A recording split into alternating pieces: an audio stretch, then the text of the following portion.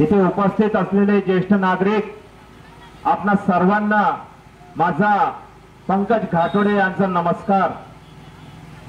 कामेश्वर हे गाव माझ्यासाठी नवीन नाही, मी प्रॉपर सावनेरचा। सुभाष प्राथमिक शाळेच्या मागे माझं घर, तिथे मी राहतो। माझे वडील श्री मनोहरराव घाटोडे हे बालराव हायस्कूलला एक शिक्षक म्हणून काम करत होते। त्याच्यानंतर त्यांनी प्राचार्यशिप तसेच लॉयर म्हणून ते काम करतात। आज मी तुमच्यासाठी तुमच्याकडे एका विशिष्ट कामासाठी आलेलो आहो। असं मी भरपूर वेळा कळमेश्वरला आलेलो आहो। कळमेश्वर माझ्यासाठी नवीन नाही, इथले लोकही नवीन नाही, कारण हे क्षेत्र सावनेर क्षेत्राच्या एकदम जवळचं आणि हृदयाला टेकून असलेलं क्षेत्र आहे।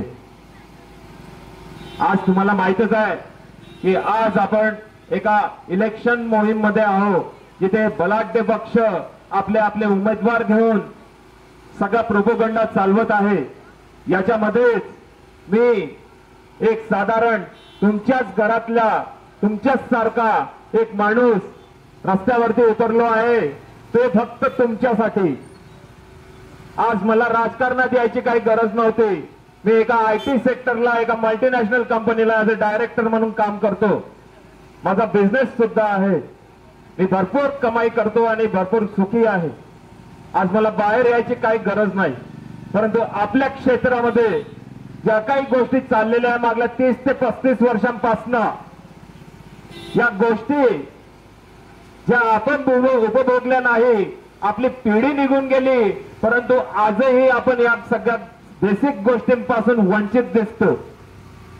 आज प्रत्येक तहसीलमध्ये प्रत्येक क्षेत्रामध्ये काही ना काही प्लॅटफॉर्म्स, काही ना काही चांगले गोष्टी घडत आहेत, परंतु सावनेर कळमेश्वर विधानसभामध्ये अशी एकही गोष्ट मला असा ठोका देत नाही की ज्याच्यामुळे आपण प्राऊडली सांगू की आपण सावनेर किंवा कळमेश्वर विधानसभा क्षेत्रातले नागरिक आहोत।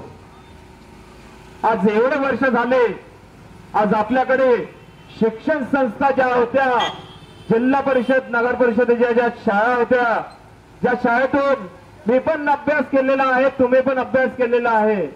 तुमच्याच कळमेश्वरचे, आपल्या कळमेश्वरचे, आपल्या सावनेरचे बरेचसे विद्यार्थी हे चांगल्या पोझिशनवर दिसतात, जे जिल्हा परिषद नगर परिषदेच्या शाळेतून आलेले आहेत। जेव्हा ते मुलं चांगल्या पोझिशनवरती जाऊ शकतात, जिल्हा परिषदेच्या शाळेत जर तेवढं एज्युकेशन तुम्हाला देऊ शकते, तर आज ते एज्युकेशन बंद का होत आहे? ती एज्युकेशन सिस्टीम दुरुस्त का नाही होत आहे?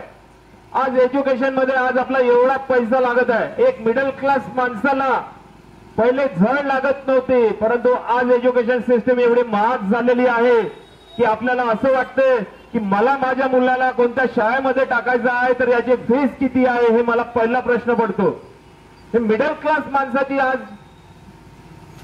विचारसरणी झालेली आहे। गरीब माणसाचा विचार सोडा। गरीब माणूस पहिले काही एवढं होतं नाही एज्युकेशन सिस्टीम मध्ये। प्रत्येकाचा मुलगा नगर परिषद जिल्हा परिषदेला जात होता आणि तिथे शिकत होता, परंतु आज एज्युकेशन सिस्टीम मध्ये पार्शालिटी झालेली आहे। शाळा बंद होत आहे। एक साधा आरोग्य दवाखाना, जो ग्रामीण शासकीय दवाखाना आपल्याला सावनेर क्षेत्रामध्ये आपल्याला बघायला पाहिजे होता, तो सुद्धा अजूनपर्यंत झालेला नाही।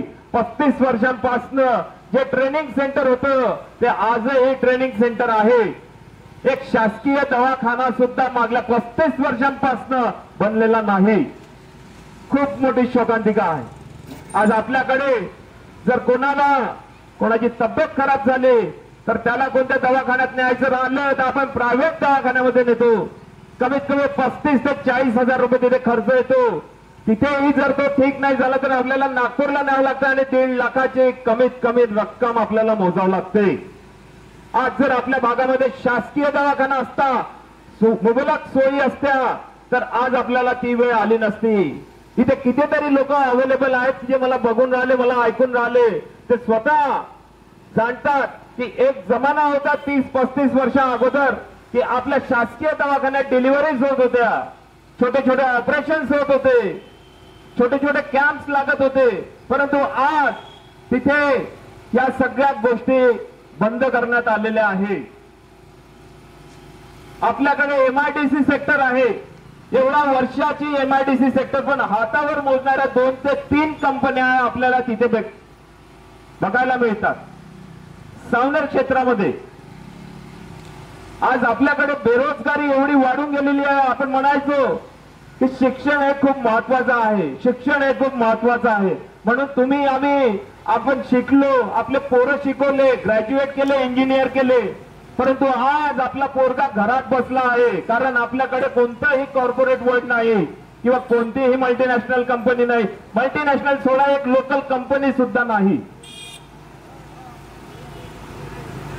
एमआयडीसी सेक्टर असताना आज एवढ्या साऱ्या गोष्टी आज अवेलेबल असतात, जिथे एमआयडीसी सेक्टर हे उद्योग धंद्यासाठी अलोकेट केलेले असते. आज आपली तहसील एवढी भरभरून असताना सुद्धा, विधानसभा क्षेत्र एवढं भरभरून असताना सुद्धा आपल्याकडे कोळसा, पाणी, रेती, मुरुम, औष्णिक विद्युत केंद्र, महाराष्ट्रातलं 2nd नंबरचं औष्णिक विद्युत केंद्र असून सुद्धा आपण मागासवर्गीय विधानसभा क्षेत्रामध्ये मोडतो.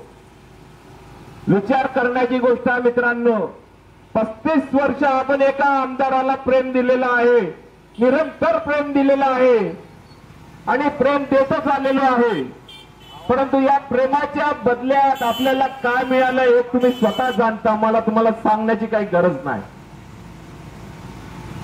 तरीही भरपूर सारे लोक म्हणतात, नहीं इस बार तो ऐसा ही होगा, इस बार तो ऐसा. अरे बाबा नमस्कार, जी लो अपनी जिंदगी जी लो. जर आपल्याला आता जर समजत नसेल तर त्याच्यामध्ये आपण काहीही बोलत नाही, परंतु एक पिढीचं डायरेक्ट नुकसान झालं मित्रांनो. एक पिढी ज्या प्लॅटफॉर्मची